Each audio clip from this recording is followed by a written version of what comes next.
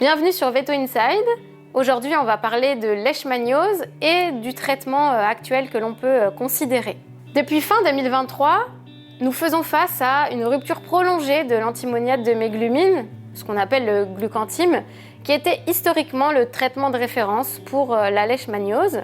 Cette situation a repositionné le miltéforan, à base de miltéphosine, comme traitement de première intention en France, puisque nous n'avions plus de glucantime. Le miltéforan, c'est un anti-leishmanien administré, lui, par voie orale, avec une bonne tolérance digestive quand il est donné avec de la nourriture. Il a une efficacité comparable au glucantime sur les signes cliniques et les signes biologiques, et l'approbation de ce médicament pour usage vétérinaire est vraiment récent, mais il est maintenant bien intégré dans les recommandations et il fait partie de notre arsenal thérapeutique. Il faut bien rappeler que le traitement de la leishmaniose, c'est un traitement palliatif non curatif. L'objectif, c'est de réduire la charge parasitaire, stabiliser la maladie et maintenir une bonne qualité de vie, parfois pendant plusieurs années, c'est ce que l'on espère. Le protocole le plus utilisé associe le miltéforan pendant 28 jours et un traitement avec l'allopurinol, qui lui peut être interrompu en fonction de l'évolution clinique du patient. Ce que l'on doit faire, c'est évaluer la réponse clinique, surveiller les paramètres biologiques, en particulier votre protéine totale, l'albumine, les globulines, les protéines urinaires quand l'animal en a initialement, également son stade iris, vérifier qu'il n'évolue pas en créatinémie si une atteinte rénale est présente. La sérologie, elle, doit être réalisée qu'à partir de 6 mois après la mise en place du traitement. Ce n'est pas un examen que nous faisons directement. Et on s'adapte ensuite au niveau de l'animal, c'est-à-dire qu'en fonction des cas, s'il y a une rechute, on doit réajuster le traitement, refaire le miltéforan et ou éventuellement reprendre aussi de façon parallèle l'allopurinol. Chez certains patients, notamment en cas de rechute, une reprise, comme je l'ai dit, du miltéforan, ou alors un switch vers l'antimoniate de méglumine qui a l'air d'être à nouveau présent, peut être considéré en association avec l'allopurinol.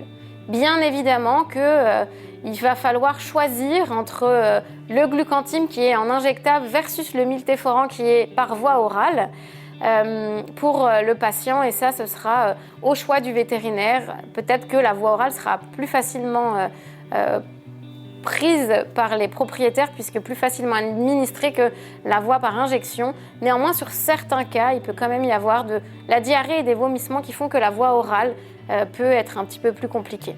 Par ailleurs, j'attire votre attention sur le fait que la prévention reste au cœur de la lutte contre la maladie. Elle repose sur 3 piliers.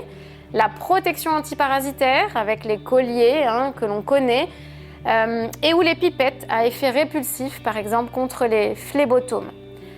La vaccination, elle aussi, est autorisée dès l'âge de 6 mois avec une efficacité évaluée autour des 75% et elle est recommandée avec les traitements antiparasitaires dans les zones endémiques. Pour aussi éviter que vos animaux ne se contaminent avec la leishmaniose, il faut éviter les sorties au crépuscule ou la nuit, faire en sorte que vos chiens dorment à l'intérieur, éventuellement poser des moustiquaires, et donc bien éduquer les propriétaires à cette prévention pour éviter que votre chien n'attrape la leishmaniose. Alors la leishmaniose, maintenant, dans quel cas y penser ? Parce qu'effectivement, nous avons de plus en plus de cas de leishmaniose probablement dus au réchauffement climatique, avec des cas qui remontent au niveau de la France. Et donc, quand penser à cette leishmaniose, c'est la question du jour. C'est une question qui devient de plus en plus centrale en pratique. Pendant longtemps, on associait la leishmaniose aux régions du sud de la France, PACA, Languedoc-Roussillon, Corse. Mais aujourd'hui, avec le réchauffement climatique et la mobilité croissante des animaux, les zones à risque s'étendent clairement vers le nord de la France. On a des cas autochtones, désormais signalés en Auvergne, en Île-de-France, en région centrale Val-de-Loire et même au nord de la Loire. Donc ce n'est pas uniquement une maladie réservée au sud de la France. Le nombre de cas est en augmentation chaque année, y compris chez des chiens n'ayant aucun antécédent de voyage. Donc il faut y penser dans 3 situations clés.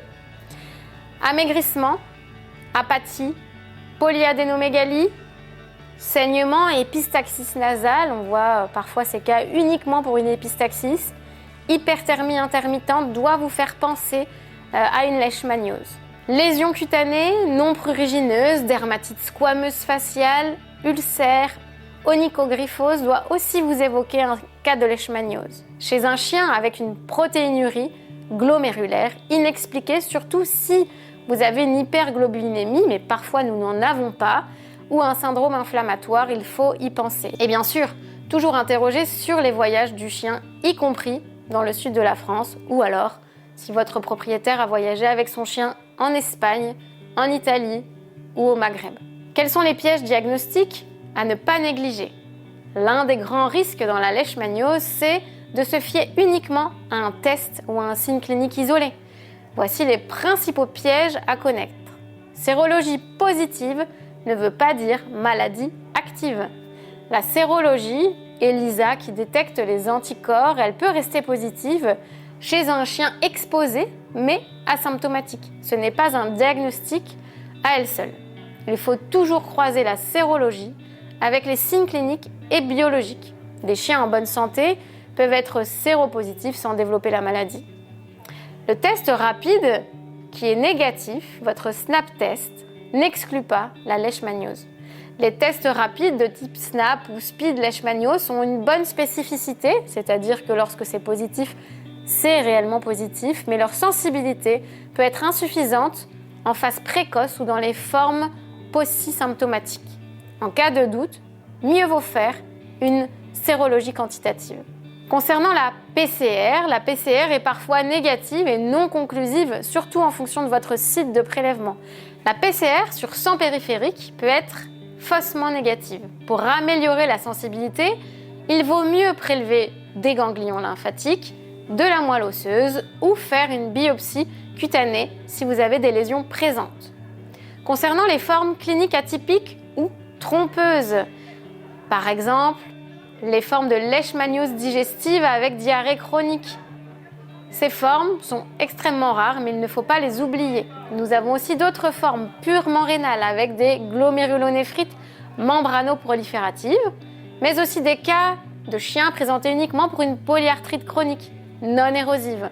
Et enfin, des formes oculaires isolées comme les uvéites antérieures. Il faut toujours garder un haut niveau de suspicion devant ces tableaux systémiques chroniques sans cause identifiée. En conclusion, il va falloir adapter notre vigilance à cette évolution épidémiologique. La leishmaniose est aujourd'hui plus présente, plus diffuse géographiquement et plus polymorphe cliniquement qu'on ne le pense. Ne pas y penser, c'est prendre le risque de retarder le diagnostic, voire d'initier un traitement inadapté.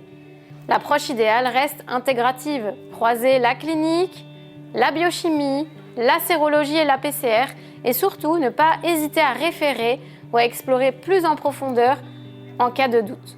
Merci de nous avoir suivis et à bientôt sur Veto Inside.